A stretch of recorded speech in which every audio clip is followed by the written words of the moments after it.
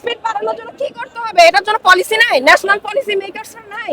ওনারা চিন্তা করো, একটা আপিল বেঞ্চ করে দেখ ডেট রেফারেন্স কিভাবে শুনানি হলে তাড়াতাড়ি হবে, সেটা একটু চিন্তা করো। এই এতটুকু চিন্তা করার জন্য তো অনেক বেশি কিছু করতে করা লাগে না।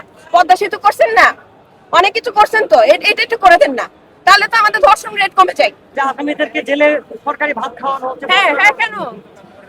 আমাদের বাচ্চাগুলা জান্নাতে চলে গেছে।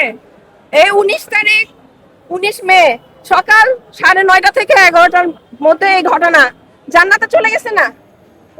এই আসামি তো বেঁচে আছে, এখন তো দেখে আসলাম।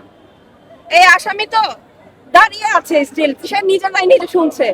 আমি জানি না তার কেমন লাগছে, কিন্তু আমি মনে করি এদেরকে আপনি যত তাড়াতাড়ি রায় কার্যকরের মাধ্যমে একটা দৃষ্টান্ত প্রতিষ্ঠা করতে পারবেন সমাজে, তত তাড়াতাড়ি আমরা আমরা মনে করি তত তাড়াতাড়ি আমাদের দেশ থেকে, আমাদের সমাজ থেকে এই ধরনের পৈশাচিক আচরণগুলো কমে যাবে।